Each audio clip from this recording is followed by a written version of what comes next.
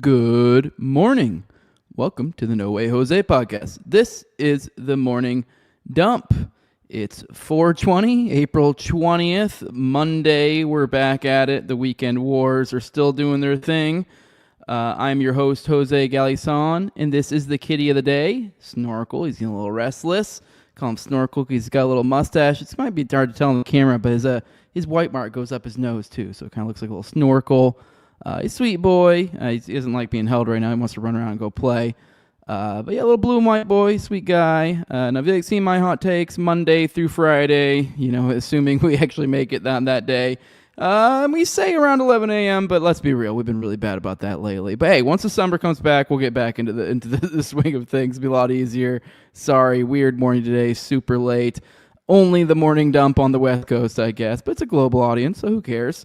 But whatever, whoever shows up, we'll have a fun time. And if you like seeing that, or just my hot takes, or like seeing the kitty day, this restless booger, then be sure to hit the subscribe button and hit that bell for notifications, so that way you can see when we're dropping new videos. And when we're live, we'll see you in the show. Beautiful thing, right now. Rise and shine, it's a beautiful day. I am alright.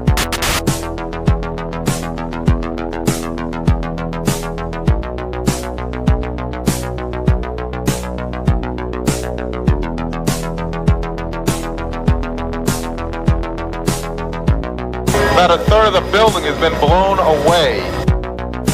This is the bridge to white light.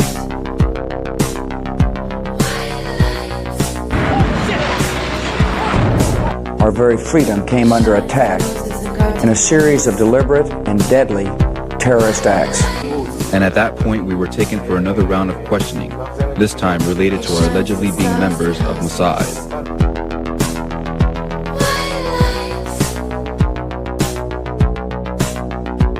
Crazy evil.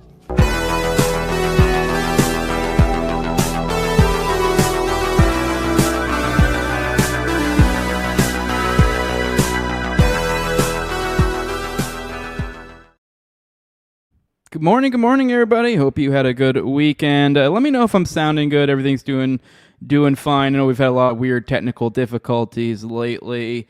Don't know what's going on with all that, but hopefully I'm sounding good. I haven't seen any complaints yet in the chat, so I think we got it flagged already. But give me a shout out if you see any issues.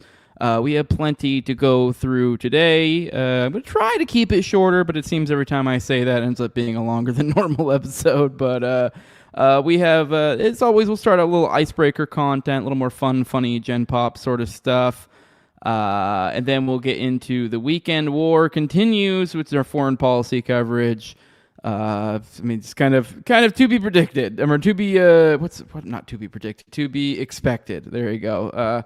Which I know we kind of called this last week. I know there's a little bit of hope going into the weekend, but I know we hazard it could be the old weekend wars again, and it was. We'll talk about that, and then we have the Oklahoma bombing 31st anniversary. I figured we'd take a little bit of a moment to talk about some OKC stuff in the way we do on the morning dump. If you guys want like a good cohesive coverage of that, many people know who've been following the show for a while know that's kind of, I don't know if I'd say my claim to fame, but probably the thing I'm more well known for is having one of the better playlists on the Oklahoma City bombing out there. On YouTube, it's organized nicely in a playlist. I mean, you can find it on all the different platforms, but that's where it's organized nicely. So go over to my YouTube and go to the playlist and go to OKC bombing, and I have a ton of videos in there. And one of which is like an actual series, but we also have interviews with people like Steven Vassar, Tanya Yiki. I feel like there's other ones that I'm not remembering right now. Eventually, I'm going to get Kathy Sanders as well. I'm actually reading her book right now, Shadows of Conspiracy. That's her grandchildren died in the bombing. Really sad story. She's usually in most of the books mentioned, but anyways, that aside, a great playlist. I highly recommend it. I mean, if you really know the ins and outs of the drama of the show, you know that me and Booth kind of a little bit of a falling out, but we're not going to focus on all that. But even then, I still think it still holds. It's still a great series. So definitely check it out. And then we'll get into awful feds of today. So we'll talk about the shit the feds did back in '95, and then we'll talk about some stuff they're doing now. We'll probably, I'll be honest, we're focusing a little bit more in. I do have some other tidbits. I think I have a little bit of Charlie Kirk info. We'll maybe breeze on that a little bit, but we're going to kind of be honing in on old Kash Patel once again. So there's another hit piece out on Kash Patel. I guess he's out hammered drunk at work, just being a hooligan. So we'll talk about that. But all that and more. So it should be a good time. As always, do remind you guys, who knows? You never know when it's somebody's first time in the show. I do like to interact with the chat. I try to keep that towards the end of each segment, and I do put timestamps at the end. So I know not everybody likes to, catch the chat banter or whatever, so you can just move on to the next timestamp. Most platforms has been a hyperlink. If it's not a hyperlink, it's still in the video or podcast description either way. And then you can just go right to the next segment once we start chatting with the old chat. And I do try to give everyone at least one good morning, and then after that, you got to catch my interest or catch my wallet, so you can super chat. We've covered all the bases, so let's get into it. Let's get into some of the icebreaker content, and we'll talk to you beautiful people. By the way, sorry if we might have a smaller showing today, because I usually try to. I always am on the assumption I'm probably being shadow banned to some degree. Probably people aren't getting the YouTube notifications. But I usually put out a little tweet, but I had to do it like the very last moment today. So I usually put out a little promo for the live audience. It was being super screwy today, so sorry, may have a little bit shorter. But with that, help a brother out, hit the like buttons, do all that things. Try to grow the show. I find it fun when we have a nice big chat in here. And whatever, I make a little money off it too. I'm not gonna lie, I like that. I like it a lot. I'm not making a ton here, guys. I'm not being that greedy. Come on, it's only little hand rubbing. Come on, help a brother out. All you gotta do is hit the like button. It costs you nothing. I mean, if you do want to pay some money, it doesn't cost much. You can support the show up here or super chat. So, but yeah, for those, I forget, there's audio people. I said up here, there's the patreon.com, there's no way Jose 2020. There's a QR code right here for the audio people. Like, what does he talk about? What is he pointing at? But anyways, let's get into some icebreaker content. Let's jump right in. I have a little bit of an apology, I guess. Maybe apology is not the right way to say it. Seated in these icebreaker content, but we'll get to that. I'm getting a little bit ahead of myself. Starting off, I feel like this is a bad omen. Here's apparently the nerds out there have figured out a way to make snakes be able to walk.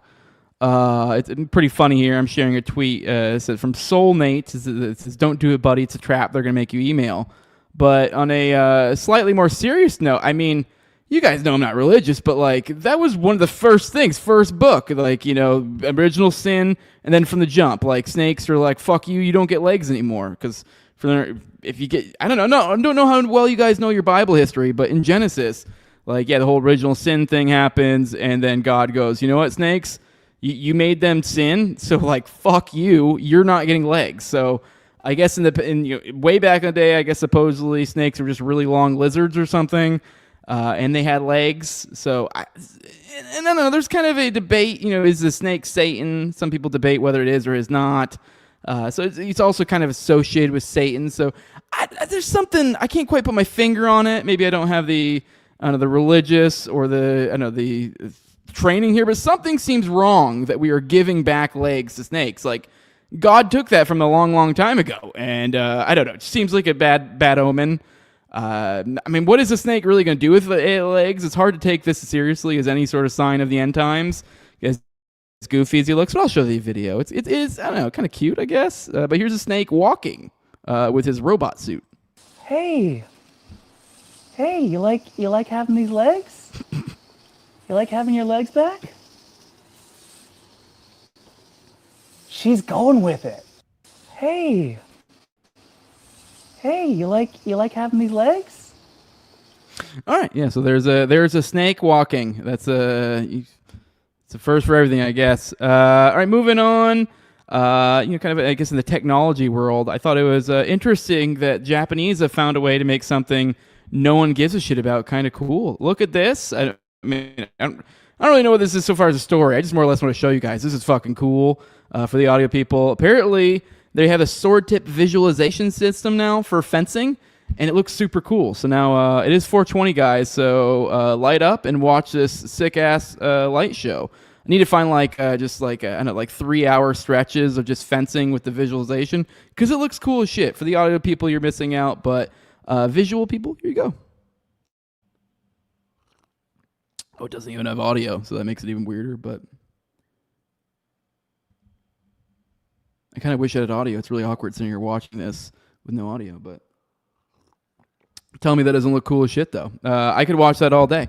And I don't give a shit about fencing, but it looks way cooler now.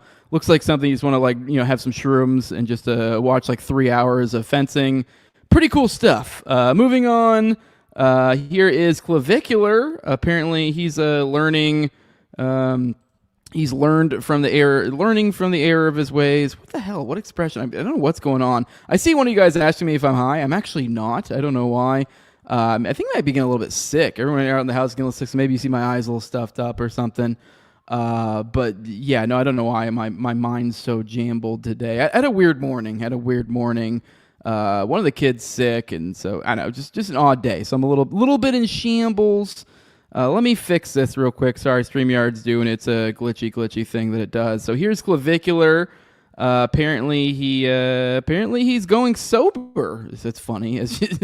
He's okay, and maybe you don't have to go completely, but I think this is great because anyone who's been followed Clavicular, he's kind of almost like concocted, like he has like legit like cocktails for when he's streaming or when he's doing this or when he's doing that, and he's gone to like a ridiculous weird degree with it. I don't really know how to explain it. Like he'll be like, "Oh, I got to be on this or Vyvanse and this other thing," and if I'm streaming, and so he's like legitimately like fine tuning everything. Like he's weirdly like that's kind of this weird component of looks maxing, if that makes sense. It's like this. Like, we're going to find a way to artificially enhance everything to whatever the best way it is. So that would apply to even things like behaviors. So like streaming. So like you would be like, I need to somehow put myself chemically in the exact right way that people want me to be. Which I think that's also an interesting feature about like this looks maxing thing. It's very much like, what do I perceive other people want as opposed to what do I want? Which we've talked about before. We got a little philosophical and like the difference between somebody like a Ziz and a clavicular, and I think that kind of is actually the core of it. Like the Ziz, he is like this trying to ascend as like it's weird that the looks maxers focus on ascending, but it's like ascending in others people's eyes, if that makes sense. Whereas like somebody like a Ziz, for those who remember him, it was more just about like kind of becoming your best self for you, if that makes like I don't know. I don't explain the difference. Whereas looks maxing's very much like, I mean, come on, dude, you're hitting your chin with a hammer, like, whereas, like, I don't know, say something like Ziz is like, I'm going to, eat healthy, I'm going to work out, I'm going to, you're trying to be healthy in the greatest degree and also be, like, I don't know, supreme and be awesome, but, like, it's different when you're doing it, like, a way to, like, what you get out of other people. So and I think that's kind of where the drugs come in too, where he's like trying to whatever different social situations he is. This guy's autistic. That's just what it is. This guy's like, how do I adapt to these specific situations in life? Oh no, I have to go to the bar. Okay, what do I need? How do I act normal around people? What drugs do I need to take? That's what Clavicular's doing. He's doing that with streaming. He's doing it with how he looks as well. Trying to figure out exactly like. One good clip that I think really captured this, the guy with the Channel 5 guy, which, let's be real, he's not a good-looking dude. But, like, he seems, like, cool, seems, confident, which is fine. I mean, not everyone's blessed with good looks. Not all of you can be as handsome as I am. I'm obviously being able to say I don't particularly think I'm all that handsome, but what's really is more about being confident and also being healthy and kind of, like, if you feel good, I mean, who cares if, like, whatever, you kind of were born with a busted face. If you're confident, you're happy, you're healthy. And, like, there was a clip that's gone around with Channel 5 news guy. And Clavicular even asked him, like, are you, you can't tell me you're happy with the way you look or whatever. And I think the other guy's name's, like, Andrew or something. And he's like, yeah, no, more or less. And you can see in the way he says it, like, he genuinely means it. And that's great. That's actually a great way to be. And like Clavicular, you could see in the clip his mind is like broken. Now, I wish I'd had that clip brought up for you, but I was just thinking about it now as I was philosophizing about Clavicular. But that was a good example, that clip of what I'm talking about. But here's him. I guess he's done with streaming for a while. I guess he overdosed recently. So I just think I just kind of wanted to highlight that looks like clavicular's getting it together. I've been hearing good news from the tiny bit I see the clavicular stuff in the periphery, because I do like, while I did kind of, especially when I first noticed him, kind of had some LOLs, we goofed around. I do kind of feel bad. Like, I really wish I could just like take this guy under my wing. Not that I'm necessarily like some great role model or anything, but there's just certain things you can just tell, like, dude, he's like 18. You're like, there's just stuff that, like, come on. Like, you just really want to, as a man, and I think a lot of other men might feel this too, you just want to pull him aside and be like, what are you doing? Like, what are you doing? Whereas a lot of the people he's kind of caught himself up with, a lot of these other influencers, like, they're just going to lean into like, oh, hell yeah, brother. Do all this shit. But it looks like, I don't know who's gone in his ear, but it looks like he's making some changes for the better. So enough hemming and hawing. I'm getting sidetracked. I don't know why. Let's see what Clavicular has to say about his recent stuff. I ain't gonna be doing any more substances for a little while, hopefully for forever. But that means I can't really IRL stream anymore.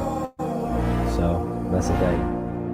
I really can't IRL stream because, as you guys know, I'm quite brutal without that shit. So that's I think I have to figure something else out. Fuck. I have to figure out a new method.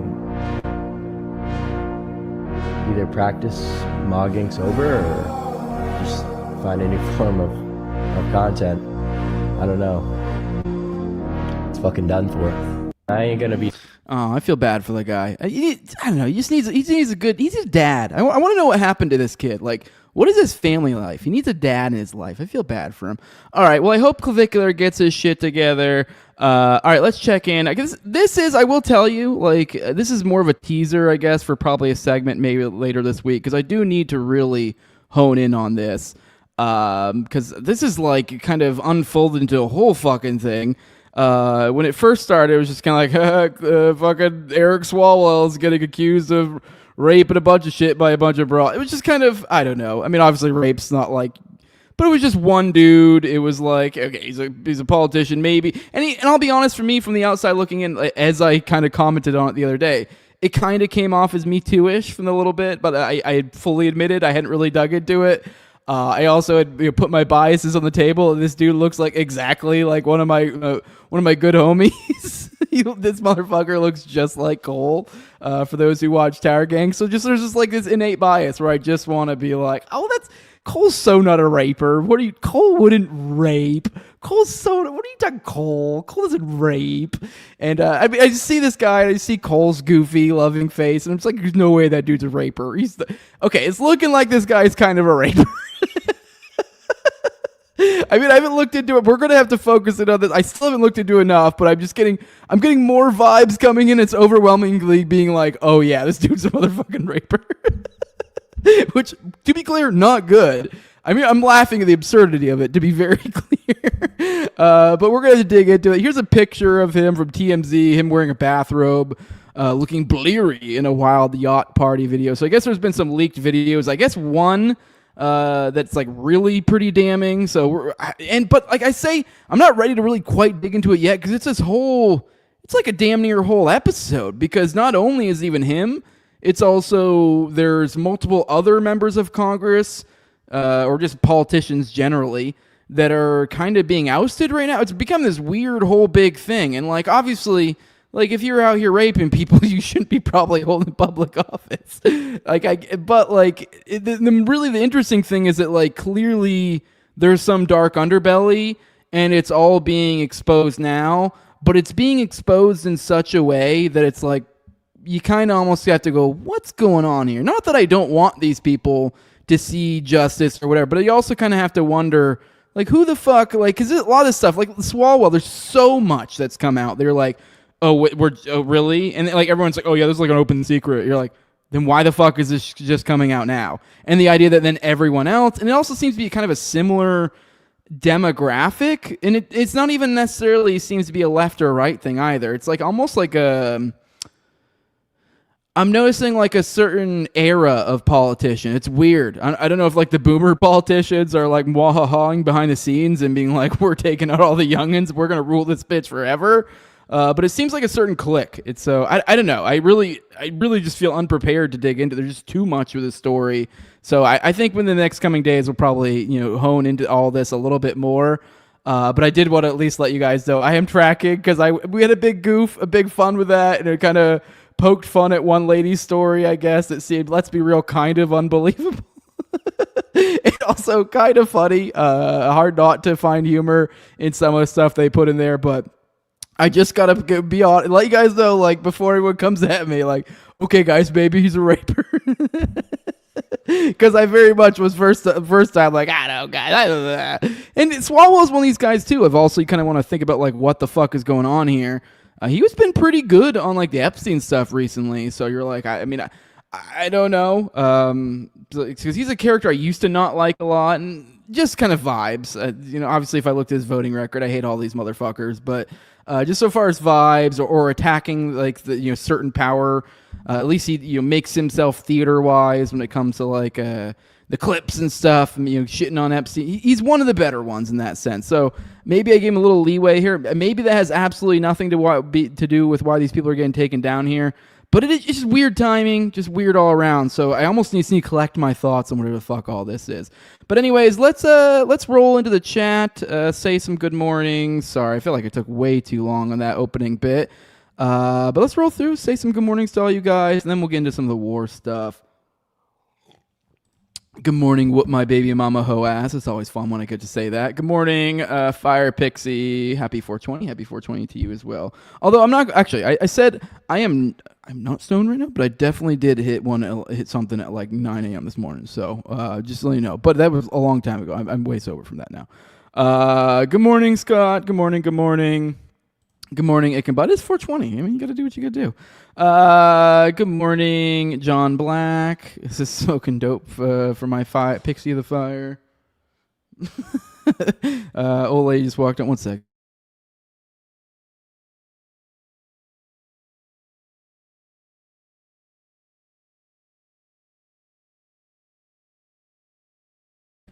Sorry, she needed something, and she needed to know which way she could navigate without you guys seeing her.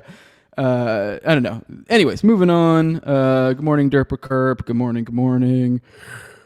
Good morning, Mustache. Good morning. Good morning. Good morning, Captain Caveman. Says my dog took a dookie at the precise top of a gopher hill this morning. Is a sign the gods are with us. Yeah, the ill. Oh no, that's a good one. That's a positive portents and omens. Good morning, Marnamat. Good morning, good morning. Mustache letting us know the Seraphim are serpentine in appearance. Lucifer was a seraphim. Seraphim translates to fiery serpent. So I guess commenting on our snakes walking video. So good morning, Retardo. Good morning, good morning. Good morning, Stall. Good morning, good morning. Someone asked if I'm on the GABA again. No, I'm not on the gabapentin again. No, I can see why you guys think my eyes are really puffy. I don't know why. I mean, I did just put my contacts in right before the show too, so sometimes that does it. My eyes get all fucked up when I put contacts in, but I also think I'm getting a little sick, so maybe it's a combination of things. John Blackland, you guys hit that like button, please do.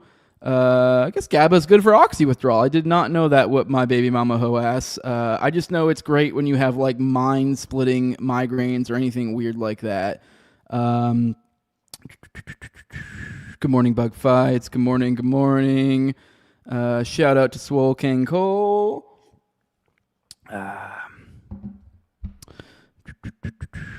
Good morning, Mr. Wokereich, saying happy Hitler's birthday. Yes, it is 420. We did mention that. And it was 419 yesterday, so that'll be the second segment of today. We'll get into the Oklahoma bombing stuff, because what was it? Waco and the Oklahoma City bombing, both on April 19th. And yeah, 420 is obviously 420. That's also Hitler's birthday. I feel like there's another April 19th thing I'm forgetting, but whatever. Oh, wait, no, was it Ruby Ridge? Ruby Ridge was on April 19th, right? Am I wrong? Let me see. Ruby, I think so. Yeah, because that's let me see, April 19th? Let me see, is that right? Or am I wrong? I think I might be wrong on that one. All right, whatever. I thought there was some sort of date that tied that into each other. All right, maybe not. All right, anyways, let's get on to the next segment of the day. Let's get into Columbine. There you go, Fire Pixie. You nailed it. I knew there was one other one that had April 19th. Columbine. Columbine's April 19th. I was thinking it was Ruby Ridge. I know Ruby Ridge is connected to these events, but so okay, it's Columbine. There you go. All right, let's get into the first segment of the day, first major segment of the day. Get into the weekend wars. Continue. I warned you guys this was going to happen on Friday when we did our dump, and I was correct. Here's Trump on what was this 19th? So yesterday says Trump says if Iran doesn't take the deal, he's going to knock out every single power plant and every single bridge in Iran. No more Mr. Nice Guy. Here's his tweet on the 19th, so you can kind of get a feeling of where things are at. It says Iran decided to fire bullets yesterday in the Strait of Hormuz, a total violation of our ceasefire agreement. Many of them were aimed at a French ship and a freighter from the United Kingdom. That wasn't nice, was it? My representatives are going to Islamabad, Pakistan, and they will be there tomorrow evening for negotiations. Iran recently announced that they were closing the strait, which is strange because our blockade has already closed it. They're helping us out without knowing, and they are the ones that lose with the closed passage, $500 million a day. The United States loses nothing. In fact, many ships are headed right now to the U.S., Texas, Louisiana, and Alaska to load up compliments of the IRGC, always wanting to be the tough guy. We're offering a very fair and reasonable deal, and I hope they take it because if they don't, the United States is going to knock out every single power plant and every single bridge in Iran. No more Mr. Nice Guy. They'll come down fast, they'll come down easy, and if they don't take the deal, it'll be my honor to do what has to be done, which should have been done to Iran by other presidents for the last 47 years. It's time for the Iran killing machine to end. President Donald J. Trump. So you may be wondering how we ended up here. We'll go through all that, and even more has happened since this from yesterday. But I know when we left things on Friday was what we had the Lebanon ceasefire deal, and kind of looked like I think we had talked about that the strait was supposedly opening, and so we're like, oh, okay, looks like they're kind of coming back to some sort of deal. But we'll get into more of that. This is where we're sort of at now. Weekend wars just keeps on happening. I expect some good news, quote unquote, good news come Friday, Thursday-ish. Maybe try to bring those gas prices back down, and then we'll find out it's all fucked throughout the weekend all over again. But we're just going to keep going over this loop, and let's go through this loop together, guys. So he has threatened to blow up the whole country. By the way, it's from antiwar.com. I'm reading one of Dave DeCamp's pieces, which is where I source most of my anti-war or foreign policy content from.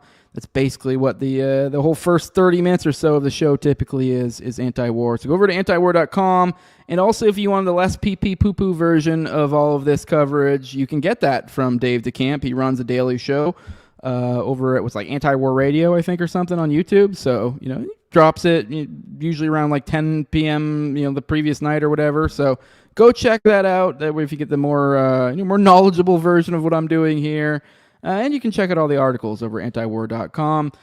So Trump has threatened to blow up the whole country of Iran if Tehran doesn't agree to a deal that he is demanding it sign, as the very fragile ceasefire appears to be on the verge of collapsing.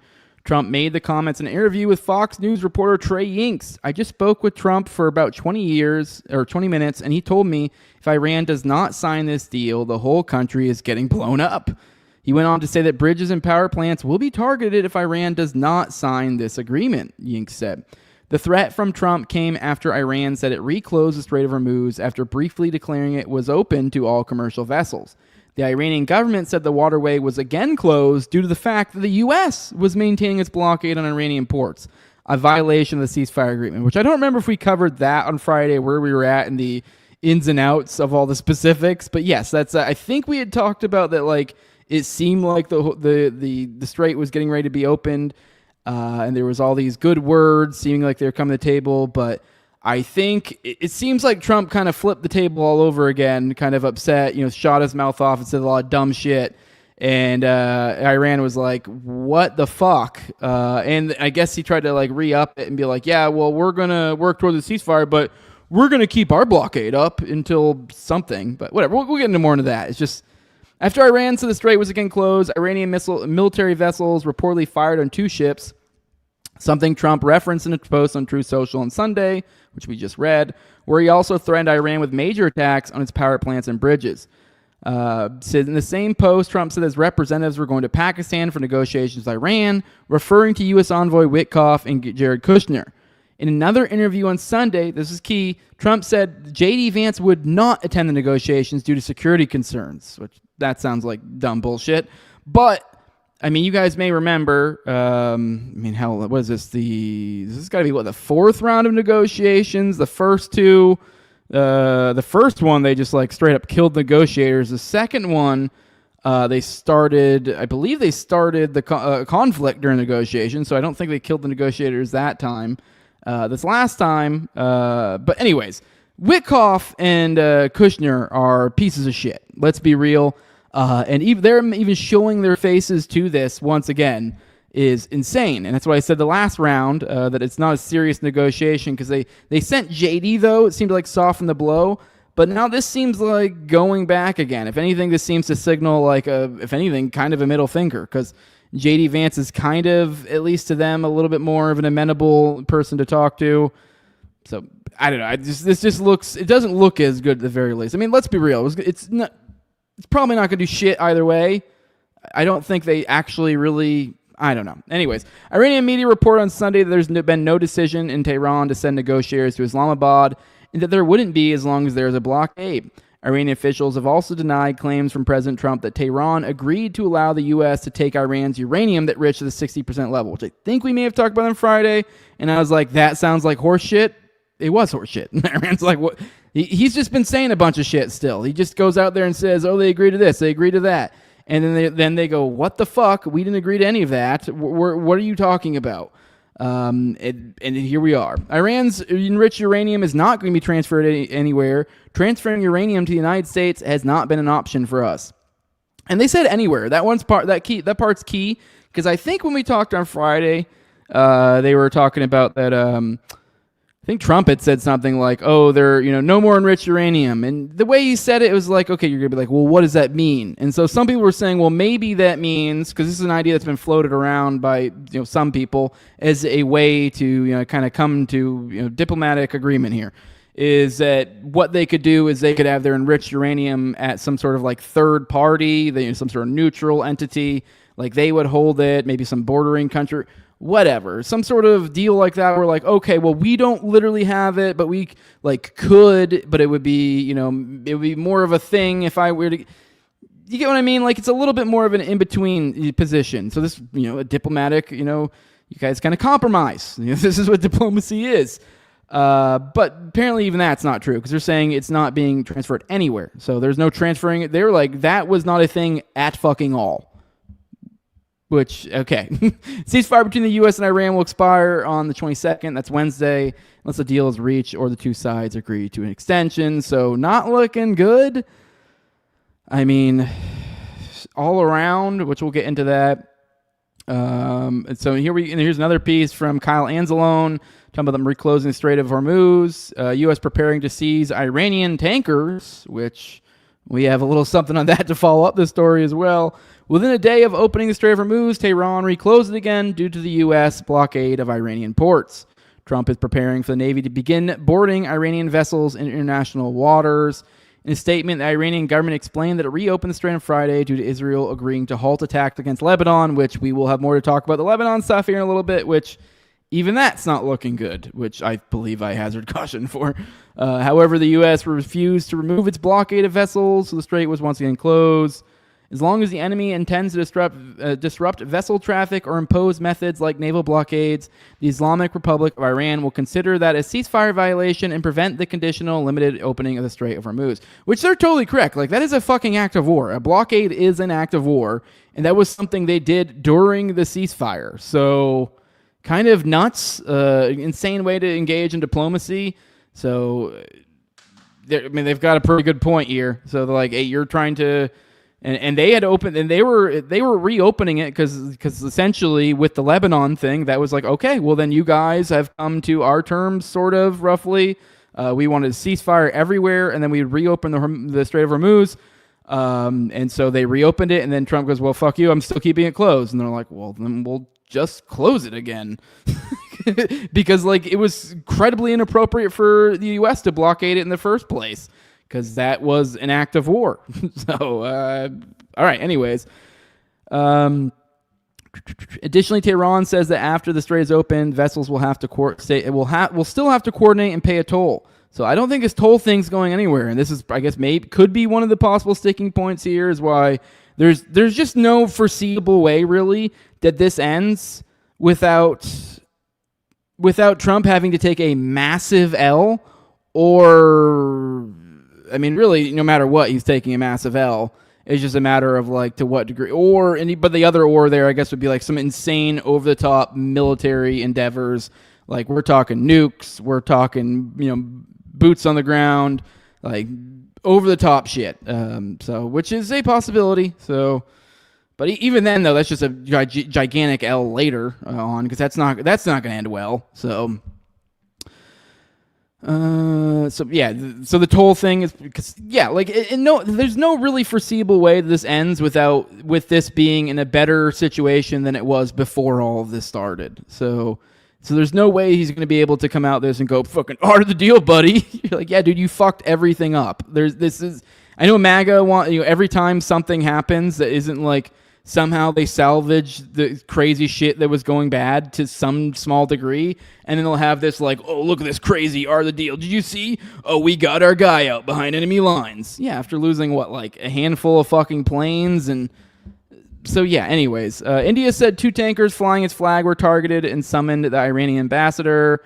Responding to Tehran's reclosing the strait, Trump claimed Iran has closed it multiple times in recent years, and he would not be blackmailed. According to officials speaking with Wall Street Journal, the U.S. Navy is preparing to board and seize Iranian vessel or ships in international waters. Trump issued a series of statements on Friday saying that Iran had capitulated to U.S. demands and a deal will be finalized.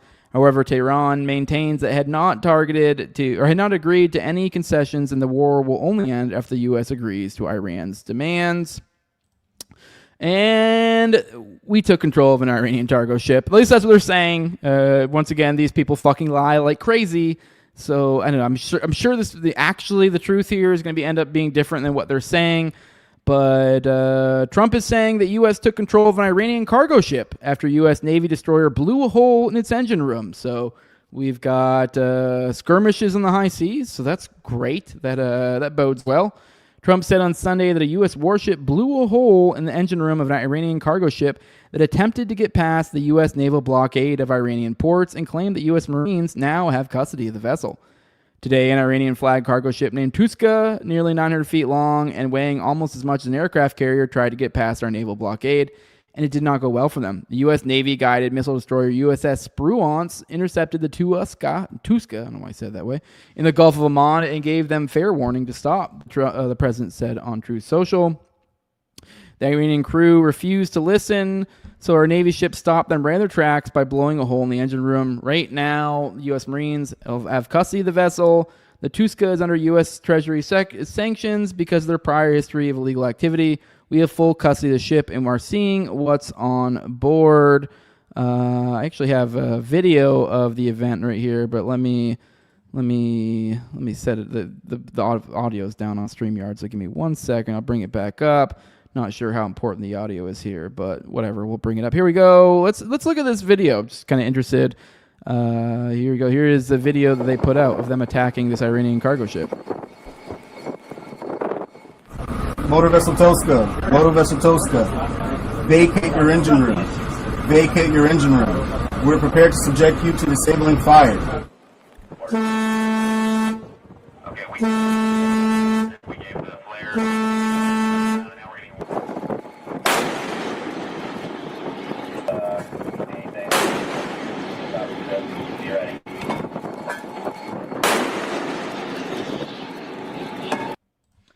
All right, it's kind of hard to tell too much what's going on. It's just a 30-second snapshot, but okay.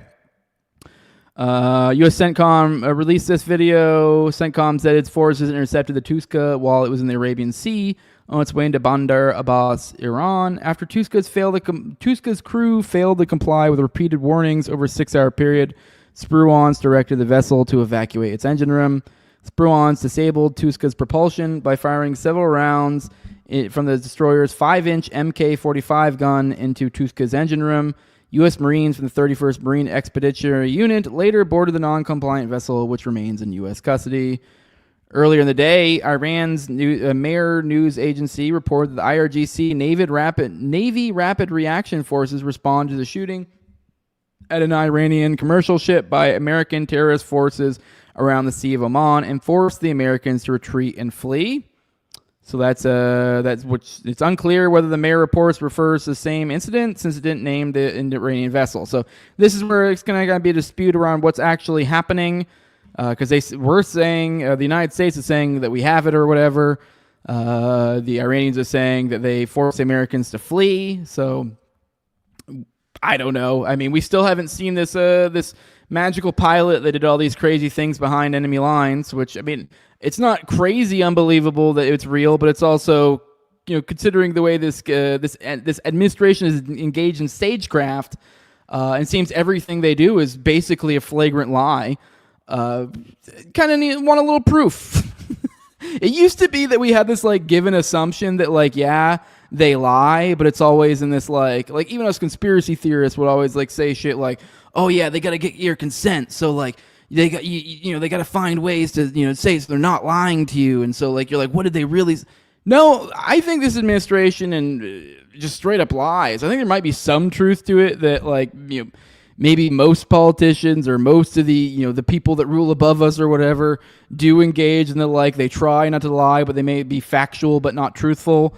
No, they just, the Trump administration just fucking lies. So it's you can't trust anything, even something as simple as this. So I don't know. I mean, I guess we got the video, but I mean, so what we can see is something got shot at possibly 3 times. I wouldn't believe anything else until we get more information. Trump's been threatening major strikes in Iran if Tehran doesn't agree to U.S. demands for a deal, saying if there's no agreement, the whole country is getting blown up. We're also bombing Somalia. They're up to number 56 over there. Let's see if they gave any more info this time around. No other details about the attack. They targeted the ISIS affiliate in Somalia's northeastern Puntland region. And that's about it. That's all we got. Still on track to beat the record. Let's see. Let's check in the record again. President Trump set the record at 124 last year, breaking the previous record of 63, which he set in 2019. So he had the previous record of 63. Last year he doubled it, or he almost doubled it with 124. They're 2 off from doubling it. So he got to 124, and what are we at? How far into the year are we? Not very far. We're still on track to beat 124. So it looks like Trump's trying to put up some numbers. He's trying to work on some records. He is lapping all the previous presidents in their attacks on Africa. So that's wonderful. We also have the Pentagon talking to U.S. automakers about helping manufacture weapons, which a lot of people might be like, what? Why does that matter? Well, that's what they did back in World War II and shit, when they completely reorchestrated the entire economy in the world. You remember how we're still dealing with so much of our money being sucked up by defense contracts? It's this is all just vestiges of that era, and we're just it almost seems like they're flirting with it, at least doing it all over again. So curious to see what this will look like in 40 years. Are we just gonna have that squared? I mean, is it gonna collapse? I don't know, but I find this concerning. 2 major U.S. car makers have been approached by the Pentagon about the possibility of helping the U.S. government manufacture military equipment as the Trump administration seeks a significant boost in arms production. So yeah, instead of making real things of actual value, perhaps we'll create weapons of war that are a complete drain on our society. That's wonderful. Discussions were first reported by the Wall Street Journal last week, which said the CEOs of General Motors and Ford Motor Company were both approached separately by U.S. War Department officials. I feel like I'm saying words weird today. I don't know what's going on with me. Source said that a source told the Detroit Free Press that some of the conversations happened as early as last year. U.S. military stockpiles have been significantly depleted by the war in Ukraine and the wars in the Middle East, including the 12-day U.S.-Israeli war against Iran that took place last year and this year's war against the Islamic Republic. U.S. military has been using air defense interceptors and other munitions in the Middle East at a much faster rate than they can be produced, even with plans to significantly ramp up production. So yeah, hoping this nothing comes of this, but I do not like that they're flirting with this at all. But let's go over to Lebanon. Remember that whole ceasefire deal that's happening? Well, looks like we're getting Gaza all over again. Apparently they're establishing a yellow line system, which we talked about that a lot. I mean, it still happens. That's when we talk about regularly, somebody over in Gaza, 3 people dead in Gaza, and they're like, oh, well, they crossed the line. And you're like, did they? So we're there again. So, which I don't know. Did any of us really expect any sort of ceasefire, an actual ceasefire of any way? So no. That's what a ceasefire is to them.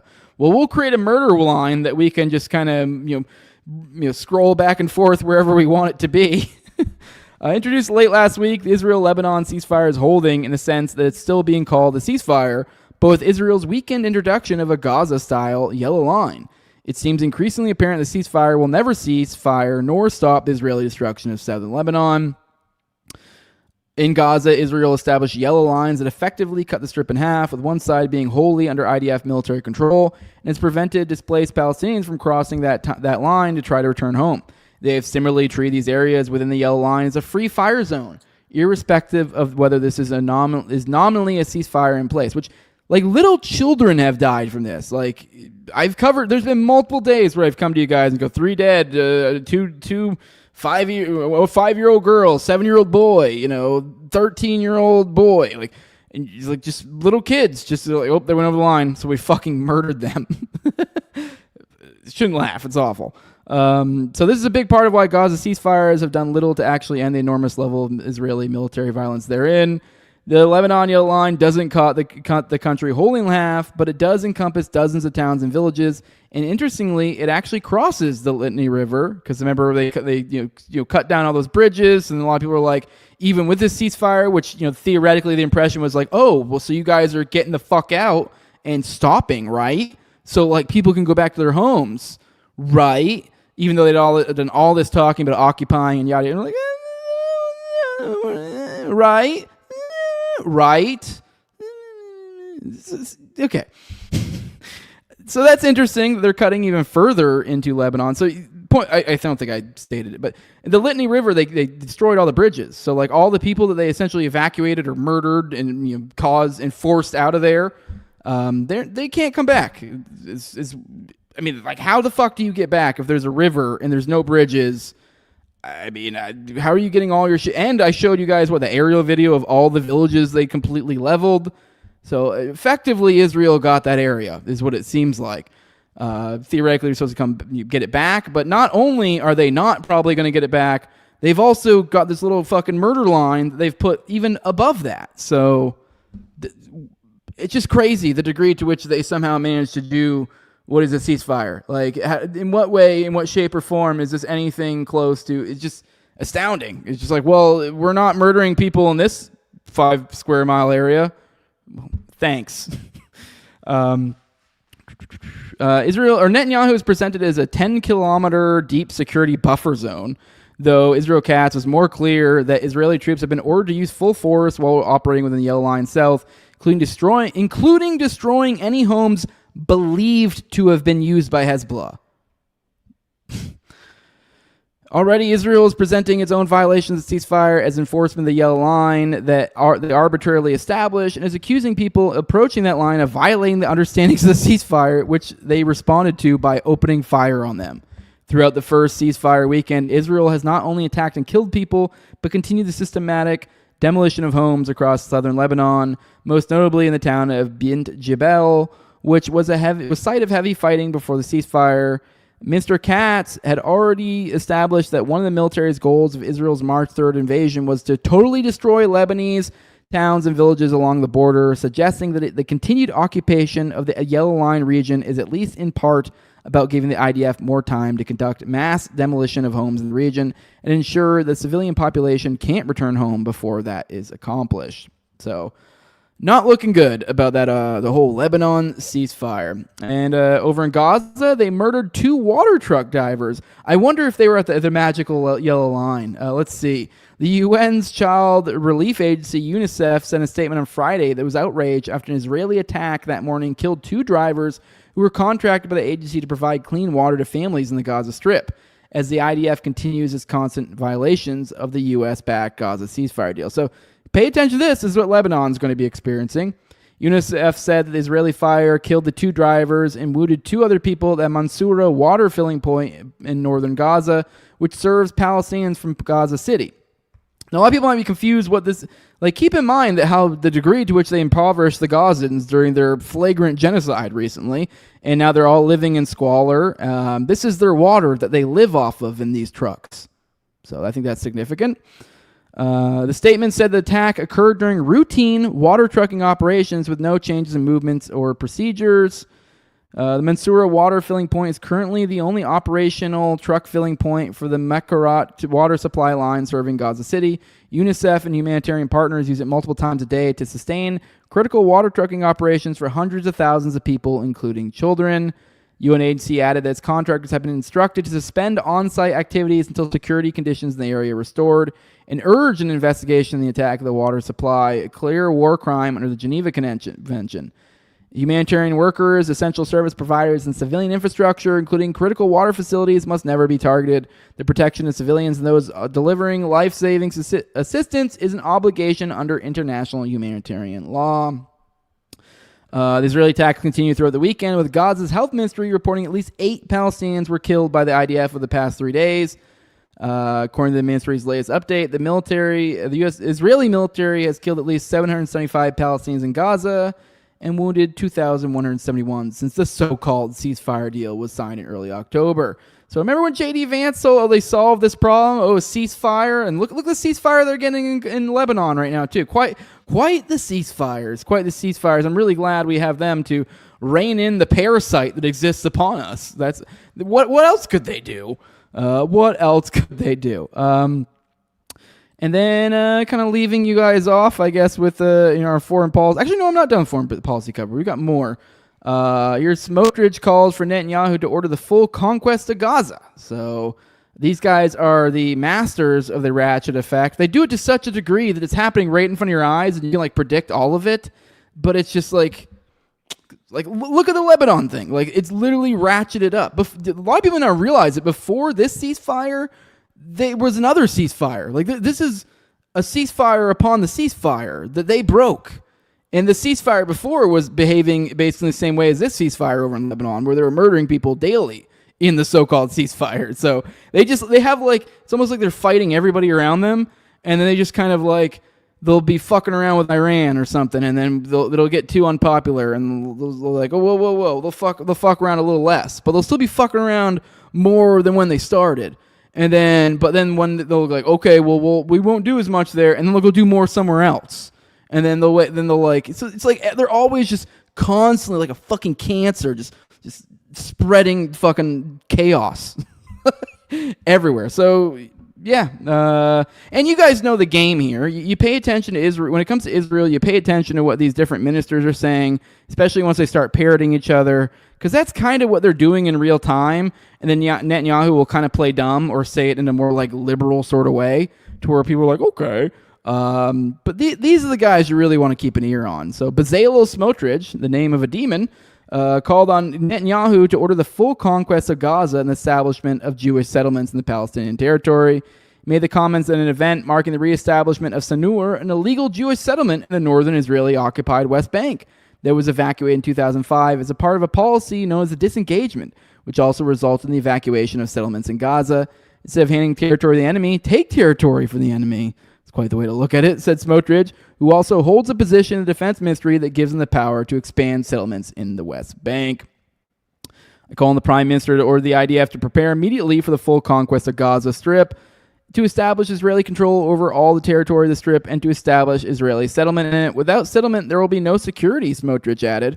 For 100 years, it's been proven where the plow passes, the border and security follow. The war must end in an expansion of the state and Israel's borders. So, great. We got who's this? Schumer. We got Schumer just saying the quiet part out loud. It seems to really apply to what we just read here. But let's hear what he has to say about why there's no peace in the Middle East. The view of Palestinians is simple. Well, the Europeans treated the Jews badly, culminating in the Holocaust, and they gave them our land as compensation. Of course, we say it's our land. The Torah says it. But they don't believe in the Torah. So, that's the reason there is not peace. They invent other reasons, but they do not believe in a Jewish state. And that is why we in America must stand strong with Israel through thick and thin. We must, because that is the reason, not any of these other false shibboleths, why there is not peace in the Middle East. Too many people don't understand that here in America. That's wild, if you guys caught that. Here you go. There's no peace in the Middle East because Palestinians refuse to believe in the Torah. The Torah says it's our land, and that's why America must always stand with Israel. They're just fucking saying it. They're just saying it. Let's get a little more intellectual here. I like to check in on RJ Morrow at Toxic Tiramisu every now and then. He likes to drop these sort of things. These little pieces of literature, these deep dives. And here's one that kind of seems to apply the situation, talking about the Kabbalah from Chabad, which is a Jewish sect. You know, there's a lot of, not every Judaic tradition stems from Kabbalah, but a lot of them do. But this, the Chabad version of it teaches that Gentiles have satanic souls and exist only to serve Jews, while Jews are holy in the purpose of creation. As the Rebbe states, a non-Jew's entire reality is only vanity, while their existence is most important and the reason everything was created. So, I don't know, let's maybe read one of these. There's a lot here. We don't have to read all of this, but it says, the status of non-Jews in the Kabbalah as compared to that in Talmudic literature is a good beginning point for discussion. Most of the many Jewish authors that have written about the Kabbalah in English, German, and French have either avoided the subject or have hidden its essence under clouds of misleading generalizations. These authors, Gershon Scholem being one of the most significant, have employed the trick of using words such as men, human beings, and cosmic in order to imply incorrectly that the Kabbalah presents a path leading towards salvation for all human beings. The actual fact is that Kabbalistic texts, as opposed to Talmudic literature, emphasize salvation for only Jews. Many books dealing with the Kabbalah that are written in Hebrew, other than those written by Scholem, present an honest description of salvation and other sensitive Jewish issues. This point is well illustrated in studies of the latest and most influential school of Kabbalah, the Lurianic school, founded in the late 16th century and named after its founding rabbi, Yitzhak Luria. The ideas of Rabbi Luria, greatly influenced by the theology of Rabbi Kook the Elder, and still underlie the ideologies of Gush Emunim and Hasidim, Yesaya Teshibi, an authority of the Kabbalah who wrote in Hebrew, explained in his scholarly work. The theory of evil in the satanic sphere in Lurianic Kabbalah, it is plain that those prospects in the scheme of salvation are intended only for Jews. Tishbi cited Rabbi Hayim Vital, the chief interpreter of Rabbi Luria, who wrote in his book, Gates of Holiness, the emanating power, blessed be his name, wanted there to be some people on this low earth that would embody the four divine emanations. These people are the Jews, chosen to join together the four divine worlds here below. Tishby further cited Vital's writings in emphasizing the Lurianic doctrine that non-Jews have satanic souls. Souls of non-Jews come entirely from the female part of the satanic sphere. For this reason, souls of non-Jews are called evil, not good, and are created without divine knowledge. In his illuminating Hebrew language book, Rabbinate, Hasidism, Enlightenment, the history of Jewish culture between the end of the 16th and the beginning of the 19th century, Ben Zion Katz explained convincingly that the above doctrines became part of Hasidim. Accurate descriptions of Lurianic doctrines and their wide influence upon religious Jews can be found in numerous other studies written in Hebrew, in books and articles written in other languages and thus read by most interested non-Israeli Jews and non-Jews. Such descriptions and analyses are most often absent. The role of Satan, whose earthly embodiment, according to the Kabbalah, is every non-Jew, has been minimized or not mentioned by authors who have not written about the Kabbalah in Hebrew. Such authors, therefore, have not conveyed to readers accurate accounts of general NRP or its hardcore Gush in Munim politics. So that's an excerpt from a book, Toxic Tiramisu. I kind of want to keep going through this. This is some fire stuff. This is a lot though. So if you guys want to go check that, I'll give it a retweet. So if you guys want to read some more of this, go check it out. It'll be my page over at Tower Gang Jose. But lest we end up having to cut the last segment, which would make things a lot confusing because that's the thumbnail for today. we should probably move on. Let's pop in the chat. Let's see what you guys' thoughts, you silly little goys. You silly little goys. You hit that like button, you silly little goys. You little satanic fuckers. All right, let's go to the chat. Say some more good mornings. What else we got? Columbine Shings 420, says Martin. Yeah. Okay, whatever. Yeah, that's right. I mean, 419, 420, the days get like mixed up when it comes to like conspiracy dates because a lot's going on both. So I was wrong there. Columbine did not happen. You are correct, Martin Mac. Columbine was 420. Yeah. Which, weren't you in Columbine, or was there's another? Yeah, that was a wild already dead when you called in with that one. Good morning, Doofus Dog. Says John Black will be leaving for milk any moment now, so keep an eye on your bicycles. Okay. What else we got here? Good morning, GitHub. Good morning. John Black says no ads. Okay, so we don't have ads for tomorrow and none Wednesday because of Fire Pixie. So appreciate it. Appreciate the support too as well, John Black. Nice. Appreciate the $2. What else we got? Good morning, Black Eye. Good morning. Good morning, user. Good morning. Everyone thinks I'm all hopped up for some reason today. Nope. Black Eyed. I think I just said good morning. Yeah, I just said good morning to you. But anyways, Kabbalah isn't even Jewish. It's Babylonian. What the fuck is wrong with them? Yes, it is Babylonian. But they did spend a lot of time in Egypt. So to be fair, these sorts of beliefs rub off on each other. Martin Mack points out it is wild that he's talking like that. That's Schumer, and somebody up in a high position in the U.S. Senate, kind of a big deal. Is it Schumer though? I mean, he was looking pretty good if that was Schumer. I don't know. He cleaned up. It looks like he's been, working out, running, doing something. He's got a little bit of a haircut, looking pretty good for an old man. I assumed he'd be falling apart right now. So I know that adrenochrome's really kicking in, I guess. All right, guys, let's get into some Oklahoma City bombing content, and then we'll pop back into the chat, say some more good mornings. Hit those like buttons as you're popping in, all that good stuff. Oop, there we go. GitHub, another $2. Dumper tax paid. Hell yeah. I don't know. Dumper tax, $2. Hell yeah. Appreciate it, brother. Appreciate the support. All right, let's get into some Oklahoma City bombing talk. Let's talk about that. Give a little, talk a little bit. It was the 31st anniversary yesterday, so figure we got to talk about it. It snuck up on me, so I probably should have had something a little bit better prepared for that, like somebody interview or something. Like I said, I'm plugging through this book right here, so I'll probably try to interview Kathy Sanders sometime soonish. I have some stuff I could follow. I've been so fucking busy. There's other stuff I could do. I need to follow up on that. I could probably make some cool stuff happen. Sorry, got a lot going on these days. But anyways, let's pop into Oklahoma City bombing stuff. Give you a little. Let's just do a little dig into some Oklahoma City bombing stuff. First off, to start, this is stuff that still is going on today. Here's Ken. He put out a little tweet for the Oklahoma City bombing. He says, today is the 31st anniversary of the OKC bombing. Read what I wrote last year for the Federalist about Trump's DOJ's continuing to hide records about the case. So let's check this out. Let's check out the Federalist. See how long this is. We can maybe just do the beginning bit of it. Probably not the whole thing. So let's dig into this one just to give you guys a broad idea of what we're talking about here and how this is still going on today, affecting this current administration, and how they're still in on the fix as well. The name of this piece is Why is Trump's DOJ hiding an FBI informant's deposition on the Oklahoma bombing?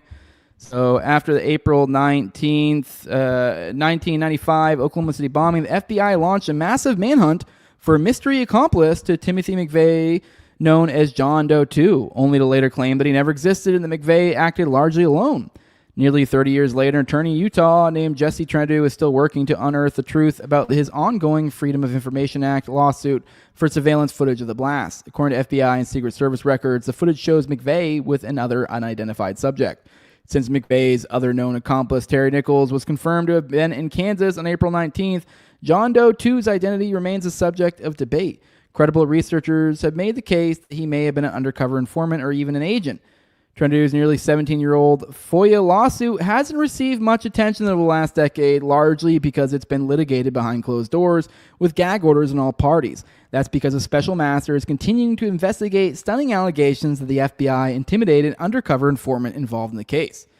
With the OKC bombing anniversary next week, Trinidad recently moved to unseal the deposition he took of the FBI informant, a retired Marine named John Matthews, who allegedly saw McVeigh months before the bombing. However, one of the top officials in the Justice Department, Principal Acting Assistant Attorney General Yakov Roth, that name has a certain, ethnic ring to it, is opposing his motion, according to a letter Trinidad wrote to Attorney General Pam Bondi, a copy of which this reporter obtained. Mr. Roth appeared in that case in his official capacity and heads the DOJ's vehement opposition to unsealing Matthews' deposition, Trinidad told Bondi in a March 26 letter. Why is the DOJ fighting so hard to prevent the unsealing of that deposition when it is contrary to everything the current administration has publicly stated about exposing and cleaning up the FBI lawlessness? The contents of Matthews' deposition are not publicly known. Trinidad said he wasn't allowed to comment on the matter due to the court-imposed gag order. Judging by Matthews' past public disclosures, his testimony likely reveals new information about some of the darkest scandals in the FBI's history, including its cover-up of others involved in the OKC bombing, which had killed at least 168 people, including 19 children, in what remains the deadliest domestic terrorism attack in American history. Bondi's office did not respond to messages seeking comment. Roth also did not respond to message seeking comment. So, still stonewalling this. Go check out the rest of this piece. I'll go give that a retweet. I think I accidentally exited out of his tweet, but I'll find it here in a little bit. I'll give that tweet of his.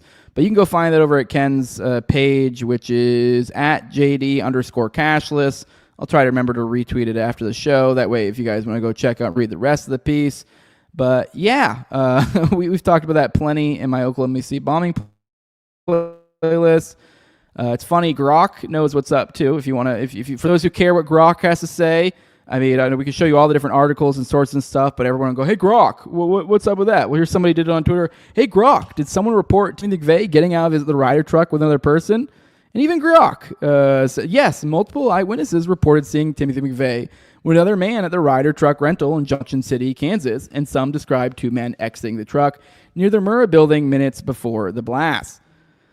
This led the FBI to create and widely circulate the John Doe No. 2 composite sketch. The Bureau later identified the second man at the rental as Todd Bunting and concluded no additional bomber was involved. McVeigh and Terry Nichols acted alone. Some witness accounts and alternate theories have kept the question alive. By the way, the last little bit, the Todd Bunting thing has been disputed. Like, I forget the specifics on that, but that's bullshit. That's the guys there have come out and been like, yeah, that's bullshit. I was literally just reading, I forget the name of the people at the where they were the Ryder truck rental people, but like whenever I interview Kathy, I'll try to remember to make a point about that and ask her about that specific, because she's talked to these people and are like, no, that's bullshit. They essentially were trying to tell him that they misremembered and like, oh, you thought it was a different day, and he's like, and I forget, one of the guys like, I didn't even fucking work that day, so it's bullshit. John Doe 2 is totally a fucking thing. A little bit more. Let's look at some more of these. Hey Grok. Here's Calvin Ricks. Hey Grok. What was Dipolmite? DIPOLE space MIGHT. It was a code name for an ATF project in the mid-1990s designed to build computer models that could analyze and predict the effects of car/truck bombs and terrorist attacks. It focused on debris patterns, blast dynamics, and investigative techniques from prior incidents like the 1993 World Trade Center bombing. An ATF agent assigned to the project was coincidentally in Oklahoma City on April 19, 1995, and helped identify the OKC bomb type early on.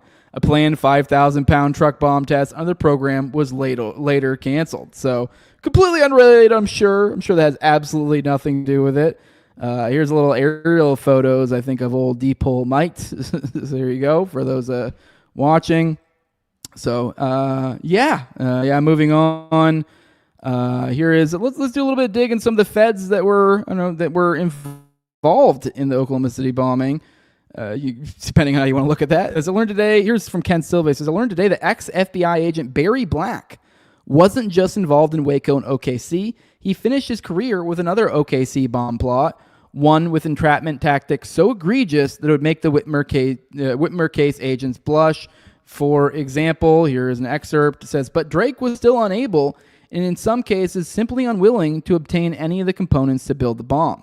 The FBI made numerous attempts to get Drake to contribute something to the operation, but in the end, the government supplied all the essential components, including a van, barrels, a burner phone, latex gloves, electrical tape, and most importantly, the otherwise unobtainable key ingredient 1,000 pounds of ammonium nitrate fuel oil. So that's interesting. This FBI agent who was involved in Waco and Oklahoma City bombing, he's essentially been trying to entrap other people in the exact same scenario before. So sure, that's of no significance whatsoever.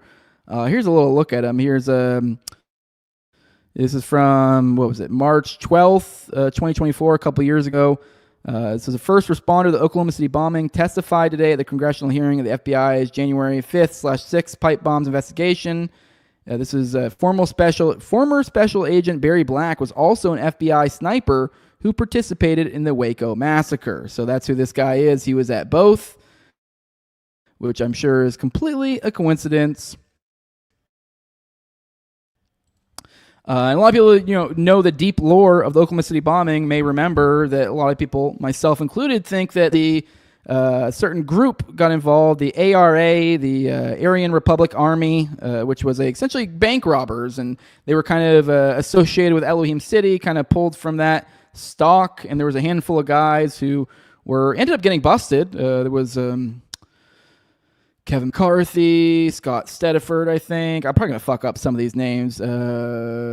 Guthrie, Langan. I'm going to forget some. Brescia, which are all people who end up getting busted for this stuff. And some people had, let's see, a little bit more of a fishy hookups, if you could say that. But these were bank robbers, and they ended up getting busted around the same time. There were a lot of people who thought these were associated. There's stuff that connects. There was money, I believe, that McVeigh sent to his sister that he claimed was from the assistance in a robbery or something. He's been spotted at Elohim City, where these people kind of, that was almost like their home base. So there's a lot of different stuff. But I think it's relevant in this realm to mention that the contract. So with these bank robberies, which did really happen, and let's be real, there was a distinct glow to all of this. Kind of makes you wonder, I don't know, what the fuck is going on here? But seems a little significant. Maybe there's a little bit of a tie here. But apparently, military contractor Blackwater has a covert program where it creates front companies and even bank accounts to backstop the fictitious identities of its undercover operators. Blackwater says this isn't connected at all to the U.S. government, so how is it legal? So, it seems interesting that this is how they do business. I mean, if Blackwater is able to do this, it makes you wonder what the U.S. government is doing. So, moving on, let's talk a little bit about infiltration of right-wing groups. Robert Depew, who founded the 60s-era right-wing survivalist group, the Minutemen, said that military officers use his organization as a front to recruit promising members. Ken here says, for only God knows what. Says, I suspect this still goes on today. I do as well. Here's another example of this possibly still going on. Ken said, what was this, back in March 25th, so about a month ago this year, he says, New York Times ran a story on the resurgence of the base today, so about a month ago. The story says it fell out of favor with the right wing because people thought the founder, Ronaldo Nazzaro, is a Russian agent. He's pretty sure it's more because of his FBI links. And then he shared this excerpt. It says, in 2020, FBI agents arrested several base members. The immediate threat from the organization was thought to be diminished, says Thomas holy shit, that's a name, Brzezowski, a Justice Department senior advisor on domestic terrorism at the time. Mr. Nazzaro began losing credibility among far-right figures who suspected that he was a Russian agent. They were blasting him as a spy, said Scott Payne, a former FBI agent infiltrated the group in the United States. But Mr. Nazzaro did not fade away. In November 2023, a British teenager contacted the base on the Telegram messaging app. Hello, I didn't realize you guys were active, the boy wrote, according to a record of messages presented at his trial. Well, let's dig a little bit deeper into this. Here's Ken's, this is what he's quote tweeting here. He says, pretty telling the DOJ has never indicted the founder of the terror group, the base. By the way, he's a former FBI analyst and Pentagon contractor who worked with U.S. Special Forces and now it resides in Russia. But it's his Russian links that we should be really concerned about. The former FBI analyst and Pentagon contractor, that they've never indicted. So just something, picking up, noticing some patterns. One more pattern to notice. I think keen minds can connect some of the dots here and smell what I'm stepping in. Go check out my whole Oklahoma City bombing playlist if you really want the thorough dot connecting there. Here's Ken again. Says Fast and Furious never ended. 2017, an ATF investigator admitted to trafficking firearms to Mexico, doing so by smuggling them in a government car with diplomatic plates. The ATF handled the scandal as an administrative matter and let the trafficker quit with a severance package. Interesting. Here's the some sort of, I don't know what we call it. This isn't a 302. I guess you could say this is some sort of like official message between the two. And let's read a little bit of this. It says United States Senate, Washington, D.C., the Honorable Stephen Dettelbach, the director of the Bureau of ATF, says, Dear Director Dettelbach, legally protected whistleblower disclosures to my office have raised concerns with respect to the failure of the ATF to hold its employees accountable for engaging in criminal misconduct. Disclosures include allegations and documents evidencing that the ATF failed to fully investigate an ATF employee working in Mexico who allegedly admitted to legally trafficking firearms into the U.S. into Mexico for years. The allegations and documents show that the ATF separately failed to impose any disciplinary or corrective action against an ATF supervisory special agent who allegedly engaged in drunk disorderly misconduct and was arrested for assaulting a man while assigned to Mexico. According to ATF documents in 2017, an ATF investigator, Jose Luis Meneses, a foreign national, was assigned to the ATF office within the U.S. consulate in Tijuana, Mexico, and admitted to engaging in trafficking numerous firearms for multiple years. However, the ATF declined to initiate a full investigation. So you can see a little bit of the official paperwork here. I'll give this one a read. Well, I think I already did give it a retweet. So you guys can go check that out if you want to read the full memo there. But yeah, that's all I got for you for Oklahoma City bombing stuff. We're going to get into here in a second after I talk to you beautiful people in the chat. We'll get into, how shitty our feds are today, particularly Kash Patel, that goofball. But yeah, let's roll in the chat, say some more hellos, all that stuff. But yeah, I just string together a few little things, kind of little more of a schizo pattern recognition that kind of ties into Oklahoma City bombing stuff. I think you guys get it. But let's roll a chat, say some more good mornings, and yeah. Good morning, Fire. I already said good morning to you, but you caught my interest here. This is a South Carolinian. I can tell you a blockade is definitely war aggression. Is there some historical blockade in South Carolina that I don't recall? My war history is not quite up there. Let me see what else we got. Checking the chat. Someone says I took an edible. No, I did not. I definitely did not take an edible. Okay. Do I look weird or something? Why are you so convinced I'm super fucked up, John Black? Is it just because it's 420? No.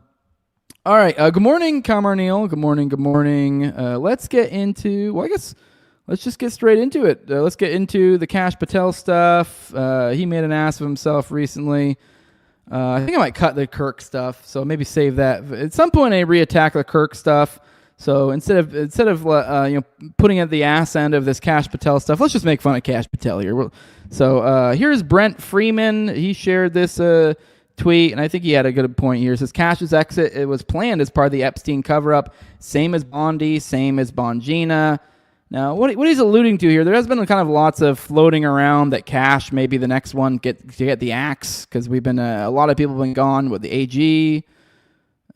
Who else has got kicked out? Bondi, Bongino, left of his own accord. Is that it? I feel like there's been more. I'm forgetting some. Anyways, but he seems to be the next one. Might be getting the axe. Is Kash, which would totally make sense to slow roll axing all these people who you strongly associated with stumping for the Epstein cover up, and then next thing you know, you just got a whole new crew of guys, and we're just as corrupt as the last ones, but they don't have the stink of being the ones who handled that. So I wouldn't be surprised if that has something to do with it. But what he's getting at here too is also there's been a new report that dropped from the Atlantic that looks like this guy likes to have fun. So here's Marty Taylor. He says one revelation about Kash Patel that is not getting enough attention is he flies the FBI jet to Las Vegas most every weekend to drink to excess at a private Vegas club called the Poodle Room. It would be interesting to see if cash stops. And you know what, let's Google that right now. I'm kind of curious. What the fuck is the poodle room? That sounds like some gay shit, to be honest. You guys know my thoughts on that. He has this, what is he? He has this one like billionaire guy he lives with regularly in Vegas. So the poodle room, Fontainebleau, Las Vegas. This is the poodle room. Oh, Jesus Christ. Here's the poodle room. You guys see private members club high above the Las Vegas Strip. Yeah, okay. Exclusive members only lifestyle and social club crowning the 67-story hotel tower of Fontainebleau, Las Vegas. Inspired by a legacy and commitment to bespoke, once-in-a-lifetime experiences, the club reflects the iconic destination first established in the 1950s at Fontainebleau, Miami Beach.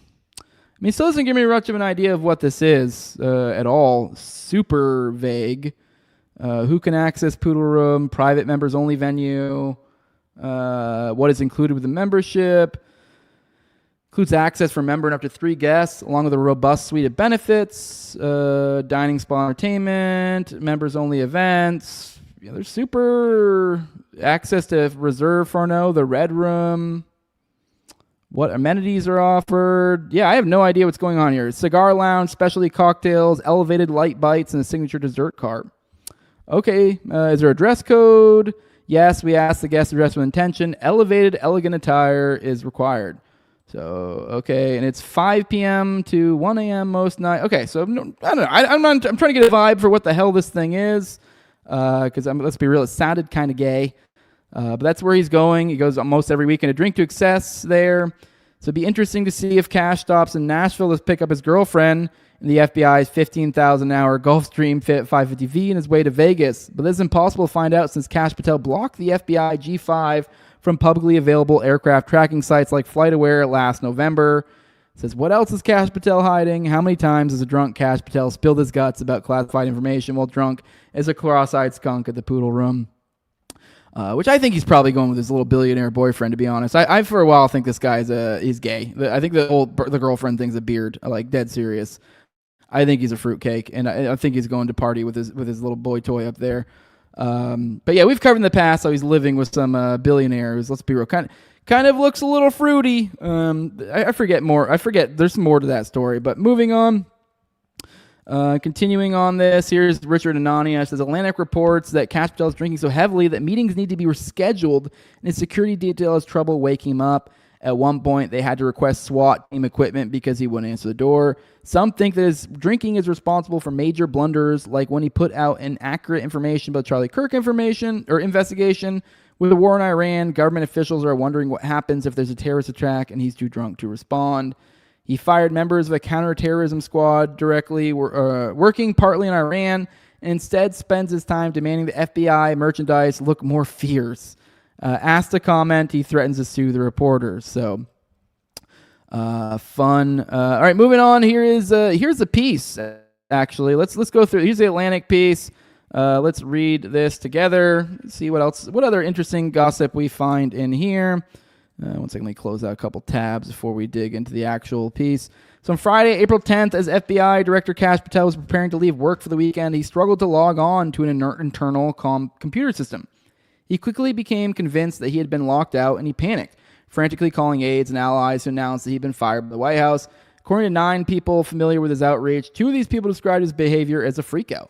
Patel oversees an agency that employs roughly 38,000 people, including many who are trained to investigate and verify information that can be presented under oath in a court of law. News of his emotional outburst ricocheted through the bureau, prompting chatter among officials and in some corners of the building, expressions of relief. The White House fielded calls from the bureau and from members of Congress asking who was now in charge of the FBI. Turned out the answer was still Patel. He had not been fired. The access problem, 2 people familiar with the matter said, appears to have been a technical error and was quickly resolved. It was ultimately bullshit, one FBI official told me. Okay. Okay, so to recap that, because I guess I was just processing real time. So I guess he got locked out of his system and literally freaked out as if he got fired and had some weird emotional outbursts all over the place, and then that's not... Anyway, they're moving on. Patel, according to multiple current officials, as well as former officials who have stayed close to him, is deeply concerned that his job is in jeopardy. He has good reasons to think so, including some having to do with what witnesses described to me as bouts of excessive drinking. My colleague Ashley Parker and I reported earlier this month that Patel was among the officials expected to be fired after Attorney General Pam Bondi's ouster on April 2nd. We're all just waiting for the word that Patel is officially out of the top job, and the FBI official told me this week, and a former official told my colleague Jonathan Lemire that Patel was rightly paranoid. Senior members of the Trump administration are already discussing who might replace him, according to an administration official and two people close to the White House were familiar with the conversations. In response to a detailed list of 19 questions, the White House spokesperson Karen Leavitt told me in a statement that under Patel and Trump, crime across the country has plummeted to the lowest level in more than 100 years, and many high-profile criminals have been put behind bars. Director Patel remains a critical player in the administration's law and order team. Acting Attorney General Todd Blanche told me in a statement, Patel has accomplished more in 14 months than the previous administration did in 4 years. Anonymously sourced hit pieces do not constitute journalism. They technically do. The FBI responded with a statement attributed to Patel. Print it. All false. I'll see you in court. Bring your checkbook.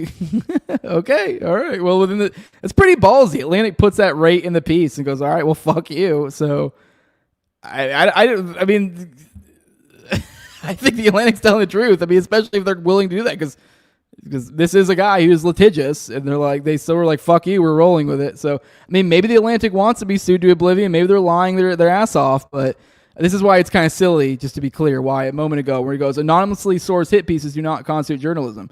Well, they kind of do, especially when, I mean, I don't necessarily agree with the concept of libel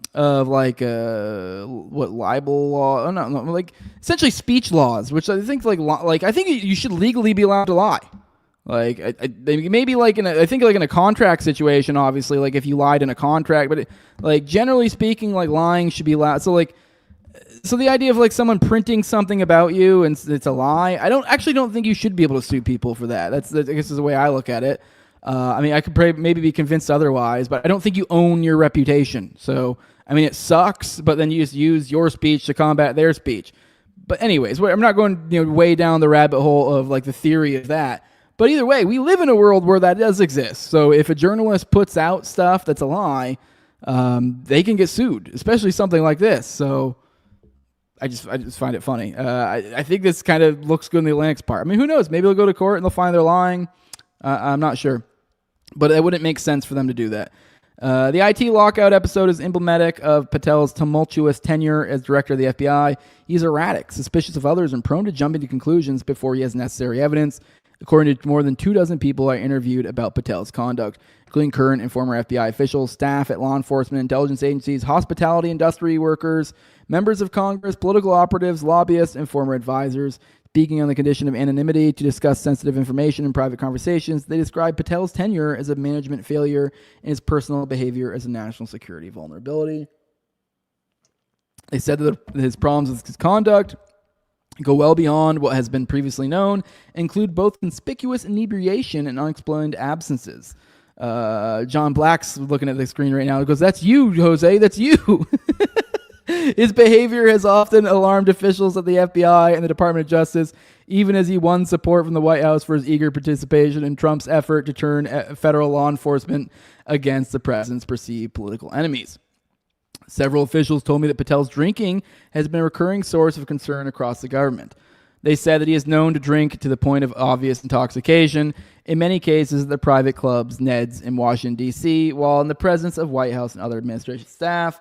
He is also known to drink to excess at the pool room in Vegas, where he frequently spends parts of his weekends.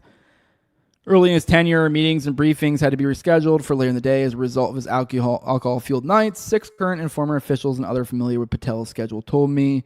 On multiple occasions in the past year, members of his security detail had difficulty waking Patel because he was seemingly intoxicated, according to information supplied to Justice Department and White House officials. A request for breaching equipment normally used by SWAT and hostage rescue teams to quickly gain entry into buildings was made last year because Patel had been unreachable behind locked doors, according to multiple people familiar with the request. So I'm interested in seeing where this lawsuit goes. I think we're going to have more on that here in a second, because we're going to get some interesting stuff in discovery if they actually do that, because I want to know some more information about what the fuck happened here. That's nuts. It sounds like he was shit canned, locked somewhere. I mean, I bet you this is an amazing story, whatever the hell happened here. They had to legit try to breach the building to get Patel out of somewhere where he was hammered. All right. Some of Patel's colleagues at the FBI worry about that his personal behavior has become a threat to public safety. An FBI director is expected to be available and focused on his job, especially when the nation is at war with a state sponsor of terrorism.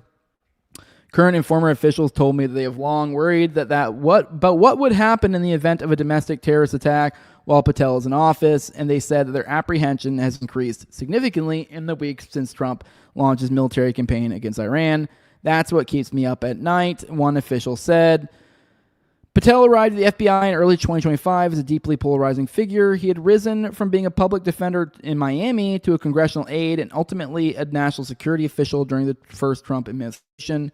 During Patel's confirmation hearing, the FBI director, the Republican chairman of the Senate Judiciary Committee, Chuck Grassley, expressed optimism that Trump's nominee would implement much-needed reforms.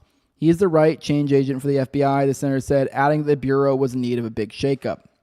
Under questioning from skeptical Democrats, Patel vowed that there will be no retributive actions and that he was not aware of any plans to publish FBI staff who had been part of investigations into Trump. Democrats were not the only ones who were leery of Patel, who had a record of embracing far-fetched conspiracy theories, including the notion the FBI and its informants had helped instigate January 6, 2021, I think they did, attack on the U.S. Capitol to sabotage the MAGA movement. Several Republicans wavered on whether to back him, but a pressure campaign by the White House and its allies ultimately prevailed, and Patel was confirmed by a vote of 51-49. Inside the FBI, which had been wounded by a number of scandals, many hoped that Patel could give the Bureau a fresh start. But even many of those who had been enthusiastic about his rival have since been disappointed. Officials said that Patel has been an irregular presence at FBI headquarters and in field offices, and that he has compounded the agency's existing bureaucratic bottlenecks. Several current and former officials told me that Patel is often away or unreachable, delaying time-sensitive decisions needed to advance investigations. On several occasions, an official told me Patel's delays resulted in normally unflappable agents losing their shit. Patel has also earned a reputation of acting impulsively during high-stakes investigations.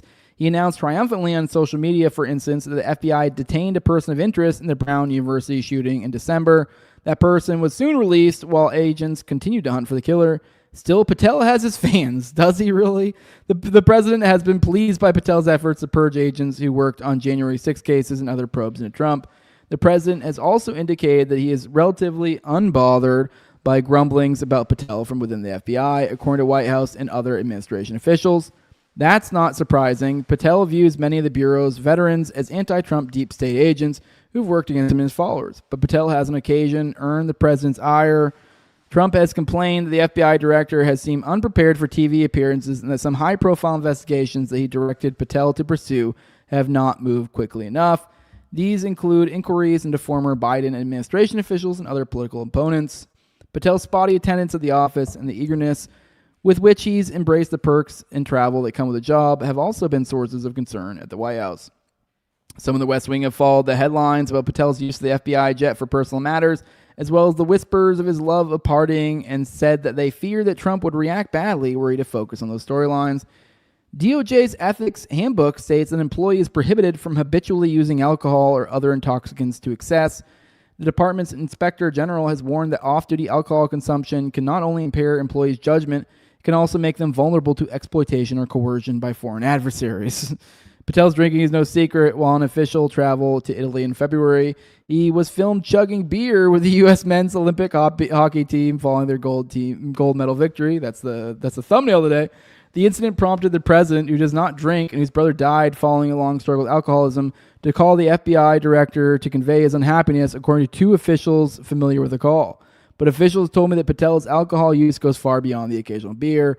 FBI officials and others in the administration have privately questioned whether alcohol played a role in the instances in which he shared inaccurate information about active law enforcement investigations, including following the murder of Charlie Kirk. Can you imagine if he does bring this to court and the angle there is that I'm not a drunk, and so that it's just what constitutes a drunk. I don't know. It could be a fun legal case.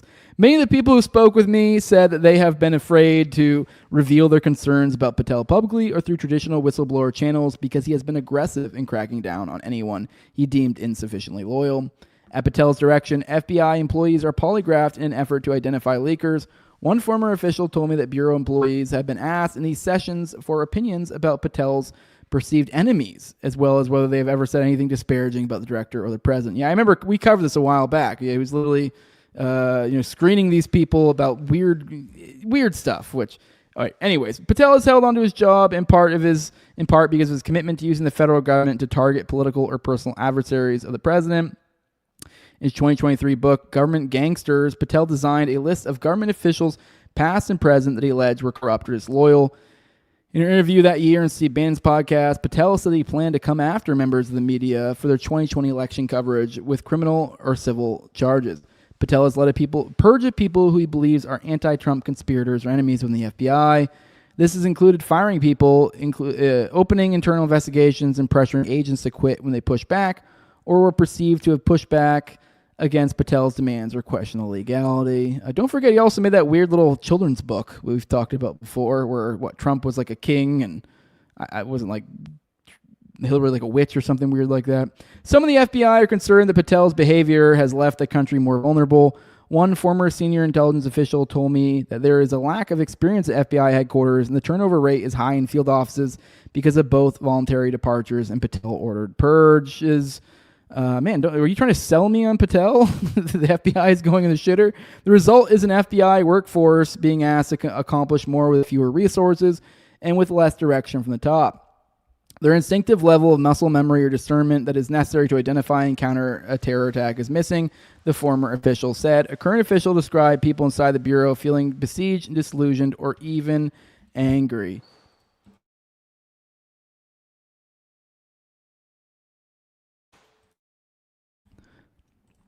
Days before the United States launched its war with Iran, Patel fired members of a counterintelligence squad that was devoted in part to Iran.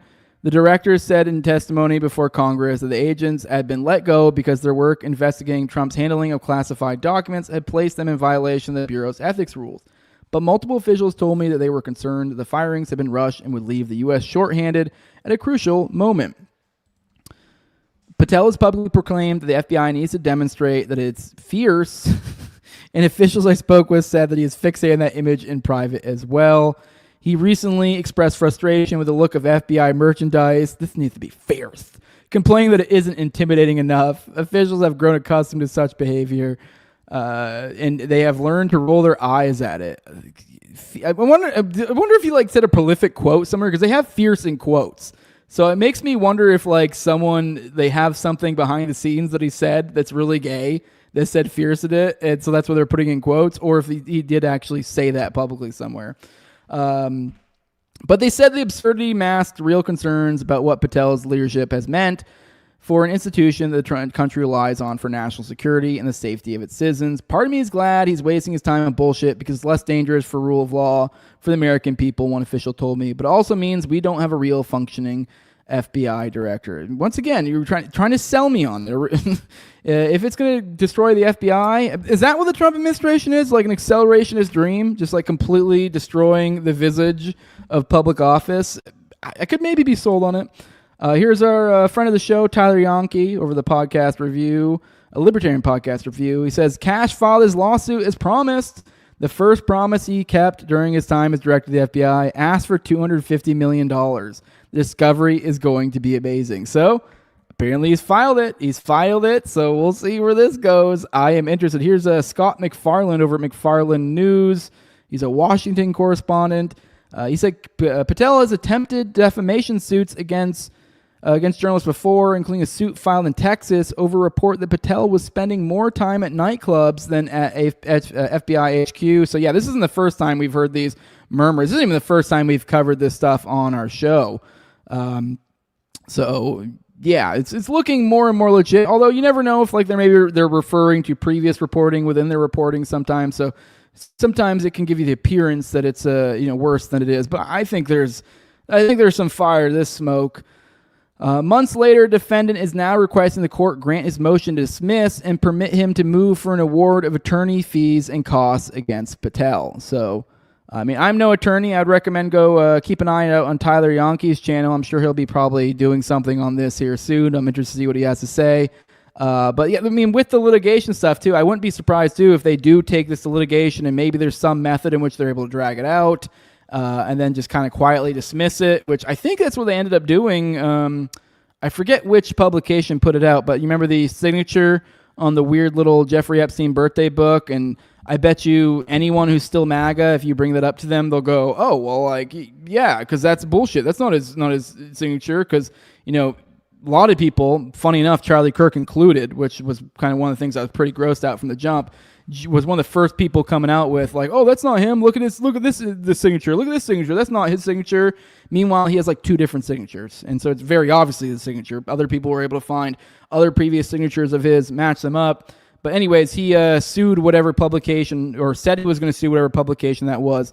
And it's my understanding that stuff ended up like getting dismissed either by the court or they themselves retracted it or whatever. I don't know, but essentially, from my understanding, it essentially went out into legal limbo land where people just forget about it. And so if you want to, you know, see, you know, Trump as the great savior, you just kind of don't pay attention to that. And you're just like, well, yeah, he's suing them, right? Yeah, he's suing them. Meanwhile, so with that, who knows? That could be what Cash does here. Sounds like that's kind of what Scott McFarlane's implying a little bit here, that that's what he's done to previous reports of exactly this stuff too. And now there's motion for it being dismissed. But with that, let's pop in the chat. I think that's all I got for you guys today. Like I said, there was a couple little, like, you know, I guess addendums here that I was going to dig a little bit into some Charlie Kirk stuff. But I think we should save that maybe for another Kirk segment, maybe even later this week or something. There's been some new developments there, so it would make sense to one of these days hone in on that. So, but with that, let's roll into the chat, say more good mornings, more goodbyes, all that stuff, and then we'll get on out of here. I do want to try to I got a funny outro for you guys today I think you'll like, so stick around for that. But one more time, roll through the chat, say goodbye, say hello, all that good stuff. And then we'll get on out of here. I said I was going to try to get out here early. I'm about 1:45, not too bad. Good morning, JC. I think it's the first time I've seen the chat today. Good morning, everybody. Martin says Cash Up is a dirty fag G. No super chat needed there. You can caught my interest like a motherfucker. Black says Jose definitely wants to visit the Poodle Room the next time he's in Vegas.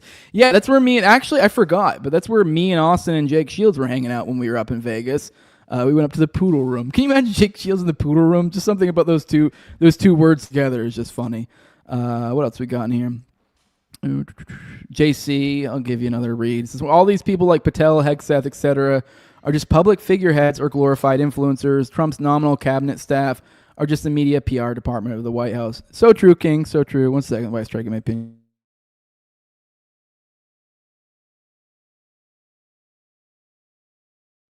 Sorry, she's got clothes and is trying to show them off. I'm like, for real? I'm podcasting right now. Like, yes, you look very nice. Anyways, continuing on. Good morning, aggressively agreeing. I think it's the first I've seen you. Does Patel need to be sober when Israel tells the FBI about the next terror attack? Yeah, like why exactly? When he knows that what's going on behind the scenes, he's like, I can just get fucked up. Who cares? John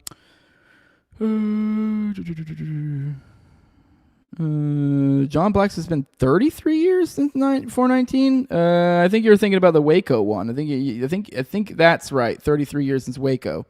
Yeah, 31 since. These odd years throw me off, but 31 since 95. Yeah, John. Put a Tyler on, says John Black. Yeah, I need to get Tyler back on the show, don't I? I do need to get him back on. Me and him are cool. I felt like we had him on a while ago, didn't we? But yeah, maybe we can get him back. I need to get a guest on. I've been really bad about scheduling guests recently. I need to get Ken back on, really bad. There's a lot of Ken stuff. Like the bookmarks, because I have stuff bookmarked, and I'm like, I need to talk to Ken about this. And I got a lot of those right now, so I need to get Ken back on the show. A lot of stuff with the Iranian assassination stuff. Lots of stuff that we need to talk about, Ken. A lot. Kirk stuff as well. He's been on it with a lot of shit. So we definitely need to get him back on. But with that, guys, I guess we're gonna get out of here. Stick around for the outro. It's a funny one. I think you guys will get a giggle out of it. For those who want to support what I'm doing, leave a like, share, subscribe, comment, leave a 5-star review on iTunes, Spotify, all that good stuff. Help a brother out.